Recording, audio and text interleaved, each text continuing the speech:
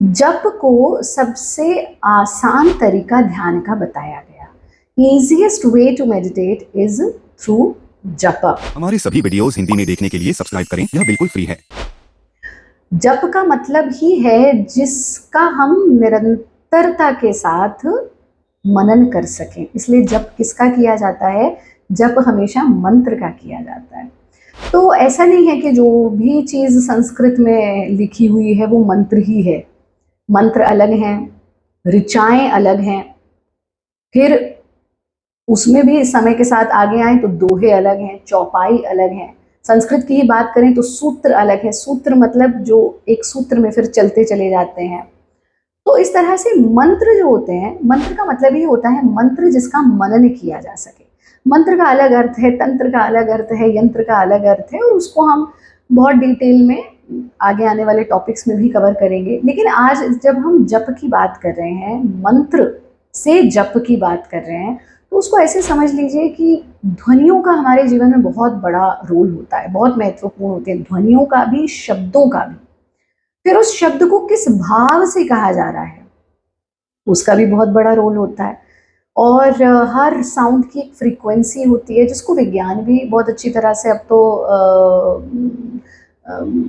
उस पर कई शोध हो चुके हैं, और उन फ्रीक्वेंसीज का हमारी ब्रेन पर, हमारी ब्रेन की एक्टिविटी पर बहुत प्रभाव पड़ता है। तो जब हम ध्वनियों की बात करते हैं, अगर आप घर पर बैठे हुए हैं और बाहर कोई श्वान रो रहा है, कुत्ता रो रहा है, तो कुछ कह नहीं रहा वो आपसे, बट उसकी ध्वनि सुन के ही आपको कुछ तो लग रहा है कि कुछ गड़बड़ है। हाँ, कुछ ध्वनियाँ आपको सुकून देने वाली होती है, पूरी की पूरी म्यूजिक थेरेपी इस पर टिकी हुई है। तो इसी प्रकार से शब्दों की जब हम बात करें, एक शब्द है पागल। शब्द अपने आप में सही नहीं है, जिस पर भी इस शब्द का प्रयोग होगा किसी भी भाव से उसका दुष्प्रभाव पड़ेगा, लेकिन फिर भी भाव का थोड़ा बहुत महत्व पड़ेगा। जैसे कोई व्यक्ति कहे पागल है तू, कोई कहे पागल है तू, और कोई कहे पागल है क्या तू। तो एक पागल शब्द के ही तीन भाव हो गए।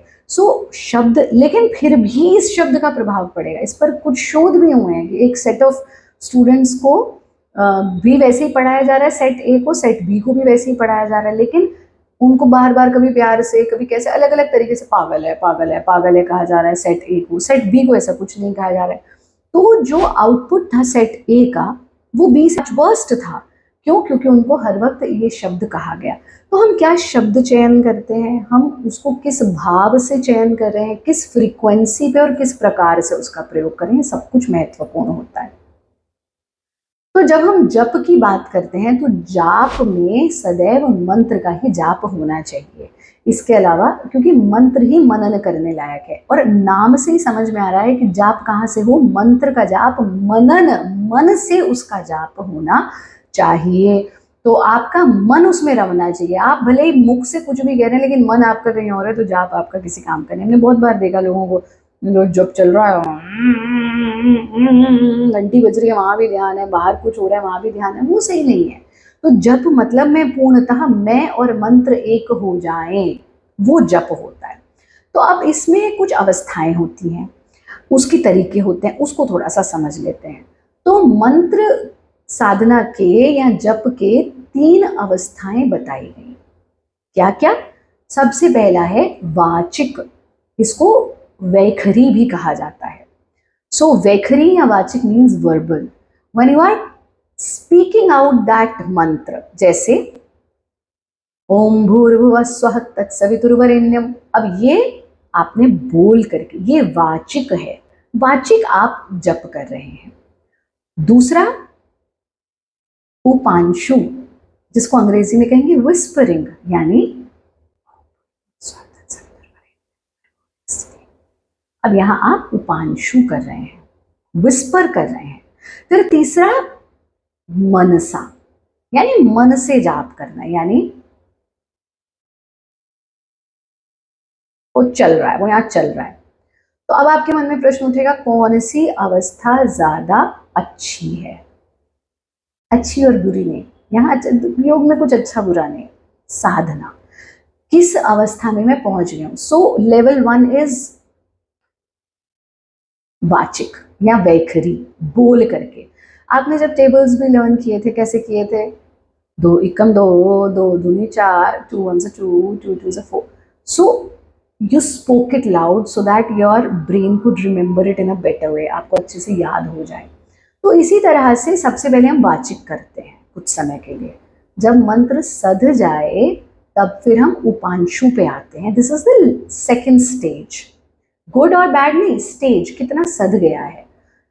फिर तीसरा हम मनसा पे आ जाते हैं. फिर मनसा की हमारी स्टेज कैसी होनी चाहिए कि खावत पीवत सोवत जागत नेको बिसर नहीं जाए. मनसा सद गया ना, तो हम आपसे बात कर रहे हैं, हमारा मंत्र चल रहा है, हम जो है क्लास ले रहे हैं, मंत्र चल रहा है, आज सत्र हो रहा है, मंत्र चल रहा है, लिखने का काम कर रहे हैं, मंत्र चल रहा है, कुछ भी कर रहे हैं, क्योंकि वो तो मनसा सध गया. पर सधने तक की अवस्था के कुछ नियम लागू होते हैं. तो पहली चीज हमने समझी 3 प्रकार के, वाचिक, बेखरी, उपांशु, विस्परिंग, एंड देन मनसा, मेंटल चैंटिंग. ये हमें करना है. अब क्या समय हो मंत्र साधने का या जप का? सर्वोत्तम समय होता है संध्या काल. मतलब प्रातः काल जब रात्रि जा रही है और सुबह हो रही है, यानी आपका मेलाटोनिन और कॉर्टिसोल बढ़ रहा है, मेलाटोनिन घट रहा है, तो दोनों इक्वल अवस्था में आ गए, उसे हम संध्या काल कहते हैं. फिर शाम को जब दिन जा रहा है, रात्रि आ रही है, यानी कॉर्टिसोल घट रहा है, मेलाटोनिन बढ़ रहा है, दोनों इक्वल हो गए, वो अवस्था. फिर दिन में भी संध्या काल बैठता है, जिसमें यज्ञ करते हैं हम, लगभग 12 बजे के आसपास का समय.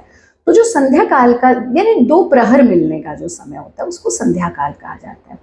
तो संध्या काल में हमको जाप करना चाहिए. सर्वोत्तम होता है प्रातः काल, कोई डिस्टर्बेंस नहीं होती, या फिर सायकाल जब कोई डिस्टर्बेंस ना हो, ये सर्वोत्तम समय होते हैं. क्या मंत्र, क्या जप को हमें आसन लगा करके करना चाहिए विधिवत रूप से? तो हाँ, आसन साध के ही हमको जप करना चाहिए. प्रावधान तो ये है कि हम एक ही स्थान पर जप करें, लेकिन looking at the life style, looking at the circumstances right now, बस ये याद रखना ये नियम है. बार बार हम ये बात कहते हैं, नियम है भाई, नहा के जो है पूजा करनी है. किस लिए बनाया नियम? चल भाई नहाएगा तो इसी चक्कर में, संडे है जी हम नहा भी नहीं रहे, अब हम पूजा भी नहीं करेंगे. तो नियम बनाया था कि इससे पूजा हो सके, अब हमने पूजा भी छोड़ दी. तो नियम, उद्देश्य क्लियर होना चाहिए. उद्देश्य है जाप, तो कोई बात नहीं, हम ट्रैवल कर रहे हैं, लेकिन अपने समय तो निर्धारित कर ही सकते हैं. मतलब नियम है, समय फिक्स होना चाहिए, स्थान फिक्स होना चाहिए, बट अगर ये नहीं भी हो पा रहा तो जाप नहीं छूटना चाहिए. ठीक है. फिर तीसरी चीज आ जाती है, जब हम आसन लगा के बैठ गए, तो अब हम कैसे जाप करें. ये सब अभी हम इनिशियल लेवल की बातें कर रहे हैं, इसलिए अंत में बताएंगे कि परम अवस्था क्या है. तो जैसे आपने रुद्राक्ष धारण किया हुआ है ना, भारत योगियों ने तो मोस्टली सबने ही रुद्राक्ष धारण किया ही हुआ है. तो जब आप माला से जाप करें, तो ये मध्य का जो मनका होता है, यहाँ से हमने शुरू किया, और नीचे का जो हाथ है इसके ऊपर आपकी माला आनी चाहिए, मतलब इस स्थिति में आप आ जाइए. ठीक है. अब ये जो हाथ है आपका, ये नाभि के नीचे लगना चाहिए, यानी कि सही मायने में देखें तो आपका स्वादिष्ठान चक्र मणिपुर से नीचे.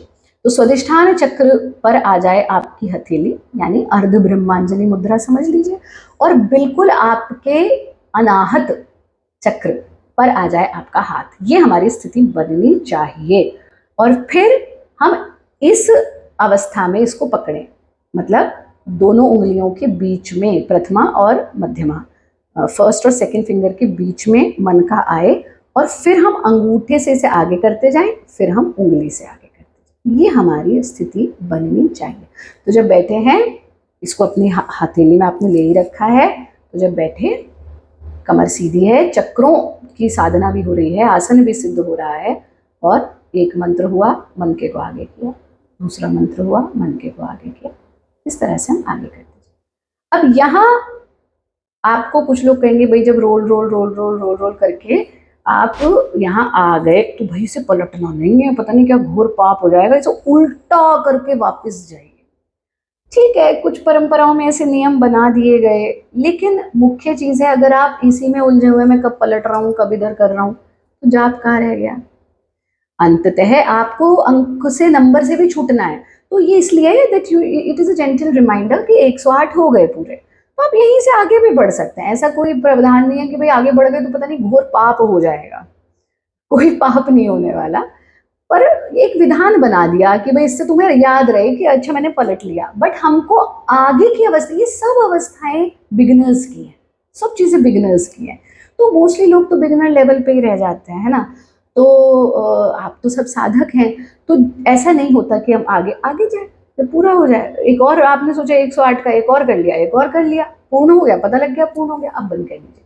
तो ये इसलिए है ताकि आप का काउंट ना छूटे, है ना, इसलिए नहीं है कि भाई ये पाप चढ़ गया अगर इसे क्रॉस कर लिया, नहीं, ऐसा कुछ नहीं है। तो अगर हम इसी में उलझ गए तो जाप का है, ध्यान का है, आप तो माला में ही उलझे हुए हैं, that is a wrong thing. ठीक है, अब उसको भी समझाती हूँ। तो अब ये जो माला है, जाप की माला को धारण करें गुरु माँ या नहीं करें, हमने तो जो उस पर सोशल मीडिया पे देखा था कि इसको जो है धारण नहीं करना चाहिए। हमने कहा भाई क्यों नहीं करना चाहिए, इसमें तो बड़ा चार्ज होता है। अरे चार्ज इसमें होगा, चलो वैसे तो चार्ज आपके भीतर आना चाहिए जब आप जाप करते हैं, बट अगर इसमें भी चार्ज आया तो चार्ज तो तुम्हारे लिए आया ना। तो बिल्कुल निश्चिंत हो करके जो आपके गुरु द्वारा दी गई आपकी रुद्राक्ष माला है, क्योंकि भारतीय ट्रेडिशन में, योग पद्धति में तो हम रुद्राक्ष पूजन करते हैं, इसको आप धारण कीजिए। ये आपके या तो हृदय की लेंथ तक का होगा, या आपके नाभि की लेंथ का होगा, या आपके मतलब तीनों में से कोई से भी एक चक्र, या तो मणिपुर, या तो अनाहत, या तो विशुद्धाख्य की लेंथ का होगा, ताकि उससे स्पर्श रहे। इसको आप धारण कीजिए, सोते हुए उतार सकते हैं, नहाते हुए उतार सकते हैं, मल विसर्जन इत्यादि के वक्त उतार लीजिए, यानी प्रातः काल उठे जब स्नान कर लिया उसके बाद धारण कर लीजिए, रात्रि में सोते हुए उतार सकते हैं, कोई दिक्कत नहीं है उसमें ऐसी। अब ये नियम है, ये बेसिक नियम है, किस समय करें, किस तरह से करें, कैसे पकड़ना है, दूसरा हाथ कहाँ टिकाना है, कैसे ध्यान करना है। अब आ जाते हैं एडवांस अवस्था क्या है गुरु माँ। तो आरंभ में आप वैखरी जाप करें, बोल करके करें, फिर आप उपांशु करें, फिर आप मनसा पे आइए। जब आप 40 दिन एक ही समय पर एक ही स्थान पर मंत्र साध लेते हैं, जैसे हमारा एक एक आसन साधकों का सदा होता है, मेरा ये वाला परफेक्ट है, मैंने साध लिया, ऐसे हमें मंत्र भी साधना चाहिए। और योगियों के लिए सर्वोच्च मंत्र, और योगियों के लिए नहीं, सबके लिए कौन सा है? ओंकारम बिंदु संयुक्तम नित्यम ध्यायन्ति योगिनः कामदम मोक्षदम चैव ओंकाराय नमो नमः। कामनाओं की पूर्ति भी करता है, मोक्ष भी दिलाता है, ओंकार की साधना करनी चाहिए, जिसके लिए श्री कृष्ण स्वयं कहते हैं कि ओम इति एकाक्षर ब्रह्म, जिसके लिए भगवान शिव हमें बता रहे हैं कि ओंकार ही प्रकृति की ध्वनि है, ब्रह्मांड की ध्वनि है, उस ओंकार को आप साधिए। पर आरंभ में कभी कभी ओंकार की साधना कठिन होती है बिगिनर्स के लिए, तो फिर अलग अलग परंपराओं में छोटे मंत्र, ओंकार से थोड़े बड़े मंत्र बना दिए, जितना छोटा मंत्र होगा उतना साधना कठिन होता है। तो योग परंपरा में गायत्री मंत्र, सनातन परंपरा में गायत्री मंत्र, वैदिक परंपरा में गायत्री मंत्र का हमको जाप करना चाहिए। ये हमें अद्भुत ऊर्जा देता है, ये हमें अद्भुत आत्मविश्वास देता है, हमारे सूर्य के सारे गुण देता है, आप दैदीप्यमान हो जाएंगे, आपके भीतर अद्भुत ऊर्जा, आत्मविश्वास जागृत होने लगता है, सब रुके हुए काम होने लगते हैं। अद्भुत मंत्र है गायत्री मंत्र, और इसीलिए ये कहा गया कि वैदिक संस्कृति में, सनातन संस्कृति में बच्चों को बचपन से गायत्री मंत्र सिखाना चाहिए, despite of their gender, despite of their anything. कोई उसमें ये नहीं है कि इसको नहीं करना, इसको नहीं करना, सबको करना चाहिए। तो पहले गायत्री मंत्र साधिए, अगर गायत्री मंत्र सद जाए तब फिर ओंकार साधिए। जो साधक एडवांस लेवल पे जो ओंकार साध सकते हैं ओंकार साधे। 40 दिन तक प्रतिदिन 40 मिनट साधना करनी है, और अगर 40 मिनट नहीं तो 108 मन का। जब ये सद जाए, अब प्रश्न उठेगा 108 की क्यों? एक मतलब वो जितना ग्राउंडेड है उतना अपलिफ्टेड भी है, जड़ों से भी जुड़ा है और आध्यात्मिकता की ओर भी बढ़ रहा है। शून्य मतलब it reminds us of the cycle of life, जीवन मरण का चक्र, ना आदि है ना अंत है, यही जीवन है, सनातन है, जातस्य हि ध्रुवं मृत्यु ध्रुवं जन्म मृतस्य च। और 8 इसलिए कि 8 is infinite, 8 is a symbol of infinite, we are infinite, हम उस परमात्मा की संतान है, हम शिव का अंश है, हम उस परम तत्व का अंश है, ये रिमाइंडर हमें होता है। तो इसलिए 108 से 9 जो मूलांक बैठता है उसका भी रेलेवेंस होता है, उस पर कभी और चर्चा करेंगे। तो जब ये सद जाए 40 दिन, या तो 40 दिन 40 मिनट प्रतिदिन, या 40 दिन 108 मन के, तब फिर आप उस अवस्था में आ जाते हैं कि ना आसन की आवश्यकता है, ना माला की आवश्यकता शेष रह जाती है, ना काउंट की आवश्यकता शेष रह जाती है, ना समय की आवश्यकता शेष रह जाती है। क्यों? क्योंकि फिर खावत पीवत सोवत जागत नेह को बिसर नहीं जाए, यू बिकम जप। मैं कहती हूँ ना, योग बन जाइए, गुरु को ऐसा घोल लीजिए अपने भीतर के गुरु हो जाइए, तो फिर आप जप हो जाते हैं। फिर आपकी अवस्था वो होती है कि आपके मन में प्रतिपल प्रतिक्षण आपका मंत्र चलता रहे, तब आप नियमों से मुक्त हो जाते हैं। अब ये बात तो कोई बताएगा नहीं कि नियम से भी मुक्त हो सकते हैं, क्योंकि नियम में बंधना आपके माइंड का एक स्टिमुलेशन होता है। तो फिर हम उस नियम के इतने आदी हो जाते हैं कि गंतव्य, मतलब गाड़ी में घूमने का इतना शौक लग गया कि डेस्टिनेशन पे पहुंच ही नहीं रहे। तो नियम गाड़ी है, पहुंचना गंतव्य पे है, मतलब मुक्ति। तो अंततः उस स्थिति में आ जाए कि अब मेरा जाप सद गया है, अब मैं हर नियम से ऊपर उठी हूँ। ये हमारी जाप की यात्रा होनी चाहिए। ठीक है, कोई प्रश्न हो, कोई जिज्ञासा हो, दे दीजिए।